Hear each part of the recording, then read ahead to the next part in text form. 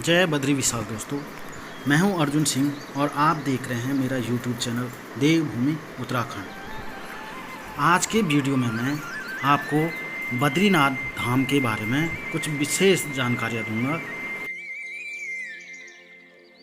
बद्रीनाथ धाम उत्तराखंड राज्य के चमोली जनपद में नर व नारायण पर्वत के मध्य अलकनंदा नदी के दाहिनी तरफ 3133 मीटर की ऊंचाई पर स्थित है।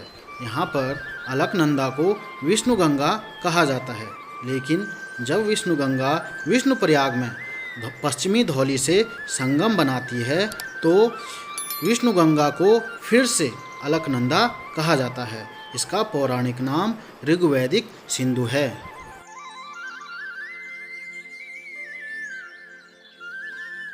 इसमें जो बद्रीनाथ है वो पंच बद्रियों में से एक है। जैसे पहला हो गया बद्रीनाथ, फिर दूसरा हो गया योग ध्यान बद्री जो पांडुकेश्वर में है, फिर तीसरा हो गया जैसे आदि बद्री जो आटागाड़ के दाहिनी ओर है, फिर चौथा हो गया भविष्य बद्री जो लाता गांव में है, और पांचवा हो गया बिरधि बद्री जो कि पांचवी बद्री और ये है अनीमठ में। बद्रीनाथ को अनेक नामों से जाना जाता है, जैसे भू वैकुंठ हो गया, बद्री केदार हो गया, या बद्रिका आश्रम हो गया, या नारदपुरी हो गया, बद्री विशाल हो गया, मणिभद्र आश्रम हो गया, और जैसे आदि केदारेश्वर हो गया, बद्रिका आश्रम हो गया। ये बहुत से नाम बद्रीनाथ के हैं। पुराणों में इस तीर्थ को मुक्तिप्रदा, योग सिद्धा, विशालपुरी, नर नारायण आश्रम, बद्रिका आश्रम तथा बद्रीनाथ नामों से जाना जाता है।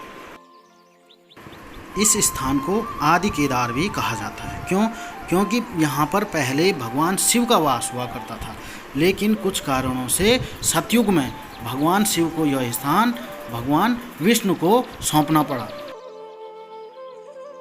ऋग्वेद के दशम मंडल में संकलित पुरुष सूक्त के निर्माता नारायण ऋषि ने गंधमादन पर्वत पर बद्रिका आश्रम की स्थापना की थी, जिससे भारत में वैदिक धर्म का प्रभाव पड़ा। बद्रिका आश्रम आदिकाल में एक विद्यापीठ थी। उत्तराखंड में उस समय दो विद्यापीठ थे, एक बद्रिका आश्रम और एक कण्वा आश्रम। कण्वा आश्रम वर्तमान में पौड़ी जनपद के कोटद्वार में स्थित है, मालिनी नदी के तट पर। इस स्थान को भू वैकुंठ भी कहा जाता है। भू वैकुंठ, भू मतलब पृथ्वी और वैकुंठ मतलब जहाँ पर भगवान विष्णु स्वयं निवास करते हैं। तो जैसे एक वैकुंठ हो गया क्षीर सागर और दूसरा वैकुंठ कहा गया है बद्रीनाथ को। बद्रीनाथ को चारों धामों में सर्वश्रेष्ठ बताया गया है। भारत के चार धाम कौन कौन से हुए? जैसे पहला हो गया बद्रीनाथ जिसे ज्योतिर्पीठ कहते हैं, दूसरा दक्षिण में रामेश्वरम जिसे श्रृंगेरी शारदा पीठ कहते हैं, ये तमिलनाडु में है। पश्चिम में आ गया जैसे द्वारिकापुरी शारदा पीठ वर्तमान में गुजरात में है, और पूर्व में आ गया जगन्नाथपुरी जिसे कहते हैं गोवर्धन पीठ, और ये है उड़ीसा राज्य में स्थित है। स्कंद पुराण के वैष्णव खंड में बद्रीनाथ के बारे में ये तक लिखा है कि बहुनी संति तीर्थानि देवी भूमो रसातले बद्री सदृश्यम तीर्थ न भूत न भविष्यति, अर्थात धरती पर हर दिशा और हर स्थान में बहुत से तीर्थ हैं, लेकिन बद्रीनाथ जैसा तीर्थ न तो पहले कभी था और न भविष्य में कभी होगा। बद्रीनाथ को तपोभूमि व पाप मुक्त भूमि कहा जाता है। ठीक है, पाप मुक्त भूमि इसलिए कहा जाता है क्योंकि जब गांधारी महाभारत युद्ध खत्म होने के बाद सभी यादवों को श्राप दे देती है कि तुम्हारे कुल का नाश होगा, तो उसके बाद कृष्ण अपने भाई बलराम को बद्रिका आश्रम ही भेजते हैं, क्योंकि यहाँ पर श्राप का असर नहीं होता है। बद्रीनाथ की महिमा का वर्णन जैसे महाभारत के वन पर्व में जब पांडव वनवास के लिए जाते हैं, फिर आता है जैसे अरण्यक पर्व जब भगवान कृष्ण स्वयं बद्रिका आश्रम तप करने आते हैं। उसके बाद जैसे आता है महाप्रस्थानिक पर्व जिसमें पांडव स्वर्गारोहणी जाते हैं। जब भारत में बौद्ध धर्म का प्रादुर्भाव हुआ, अर्थात बौद्ध धर्म का प्रचार प्रसार हुआ, तो बौद्ध मतावलंबियों ने क्या किया कि बद्रीनाथ में स्थित जो मूर्ति थी उसे नारद कुंड में फेंक दिया था। तब इसके पश्चात 820 ईस्वी में आदि गुरु शंकराचार्य ने मूर्ति को नारद कुंड से निकाल करके मंदिर में प्रतिष्ठापित किया था। आदि गुरु शंकराचार्य केरल मालाबार के रहने वाले थे, इसलिए बद्रीनाथ के पुजारी आदि गुरु शंकराचार्य के वंशज होते हैं, जो मालाबार के नंबूदरी ब्राह्मण, जिन्हें रावल कहा जाता है, ये चोली या मुकाणी जाति के होते हैं। रावल को विवाह करने का अधिकार नहीं होता है और इन्हें वेदों का ज्ञान होना चाहिए। नरों में इन्हें ही भगवान की मूर्ति को छूने का अधिकार होता है। लेकिन जो यहाँ पर आदि केदार मंदिर है, उसके पुरोहित जोशीमठ में टंगनी गांव के भट्ट पुरोहित होते हैं। भक्तों द्वारा भगवान बद्री को चढ़ाया जाने वाला प्रसाद वन तुलसी माला, चने की कच्ची दाल, गिरी गोला तथा मिश्री है। बद्रीनाथ मंदिर का पुरातात्विक स्वरूप 4 भागों में बांटा गया है: गर्भगृह, शाला शिखर मंडप, गुंबदाकार शिखर अर्धमंडप और सिंह द्वार। इसमें से शाला शिखर मंडप, गुंबदाकार शिखर सिंह द्वार जो हैं वो नवीनतम हैं, लेकिन इसमें जो गर्भगृह है वो प्राचीनतम है। यहाँ पर गर्भगृह त्रिरथ विन्यास का है और मंदिर की ऊंचाई लगभग 28 फुट है और शिखर ऊपर से काष्ठ निर्मित द्विछत्र छाछ से आच्छादित किया गया है। गर्भगृह की आंतरिक और बाह्य भित्तियों के ऊपर जीर्णोद्धार के संकेत मिलते हैं। मंदिर अर्थात गर्भगृह का निर्माण एक उल्लेख के अनुसार गढ़वाल नरेश ने 15वीं शती में कराया था।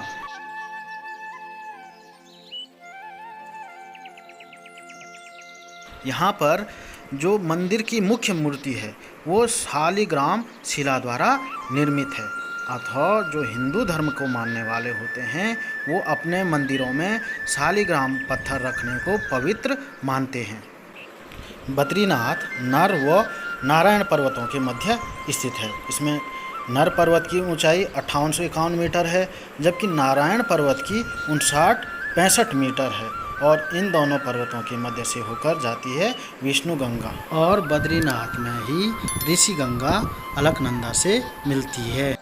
मूल मंदिर जो है मध्य हिमाद्री शैली में 10वीं से 11वीं सदी में बनवाया गया था, लेकिन वर्तमान में जो मंदिर है वो शंकु शैली में बना हुआ है। मंदिर के कपाट 6 महीने के लिए बंद रहते हैं और 6 महीने के लिए खुलते हैं। 6 महीने यहाँ पे नर पूजा करते हैं और 6 महीने नारायण यानी नारद मुनि वहाँ पर पूजा करते हैं। आम तौर पर कपाट खुलने का समय मार्च अप्रैल में बसंत पंचमी व बंद होने का समय विजयदशमी को पंचांग के आधार पर तय की जाती है। कपाट बंद होने पर रावलों को स्त्री वेश रखना पड़ता है, क्योंकि कोई भी नर माता लक्ष्मी की मूर्ति को नहीं छू सकता है।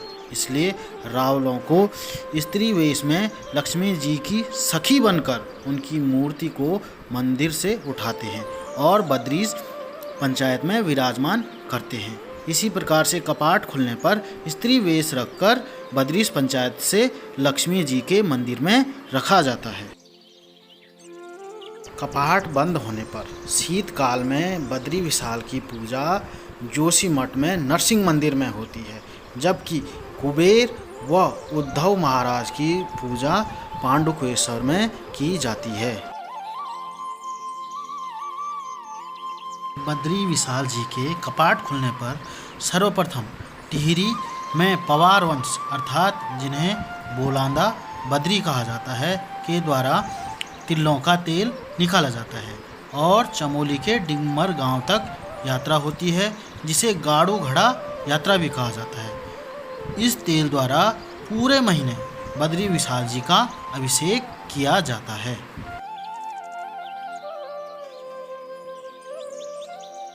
अन्य स्थानों में जैसे यहाँ पे चरण पादुका जो बद्रीनाथ से 2 किलोमीटर की दूरी पर है, हनुमान मंदिर से, जिसे हनुमान गुफा भी कहा जाता है, से 1 किलोमीटर दूरी है।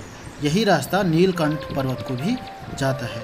माना जाता है कि यहाँ पर श्री नारायण भगवान के पैरों के निशान हैं और यहाँ पर नर व नारायण की पूजा होती है।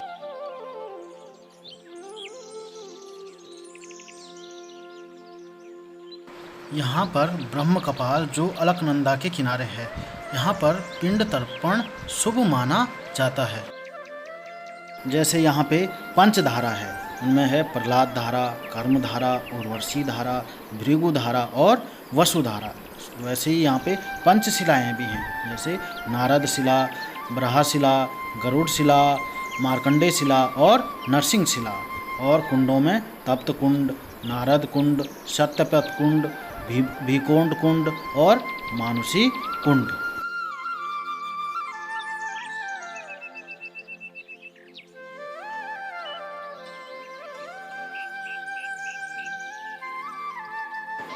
बद्रीनाथ से 5 किलोमीटर आगे जाने पर माणा गांव है, जिसे पुराणों में मणिभद्र कहा गया है। यहाँ पर व्यास गुफा, मुचकुंद गुफा व गणेश गुफा है। यहाँ पर माता मूर्ति का भी मंदिर है, जिसे बद्री विशाल जी की माता कहा जाता है। माणा गांव के सामने अलकनंदा व सरस्वती का संगम है, जिसे केशव प्रयाग कहा जाता है। अब मैं आपको नेक्स्ट वीडियो में बचे 5 बद्रियों में से 4 बद्रियों के बारे में संपूर्ण जानकारी दूंगा। अगर आपको वीडियो अच्छी लगी या इस वीडियो द्वारा आपका थोड़ा भी नॉलेज बढ़ा हो तो प्लीज़ वीडियो को शेयर व सब्सक्राइब करना ना भूलें और बेल आइकन दबाना ना भूलें। वीडियो देखने के लिए धन्यवाद।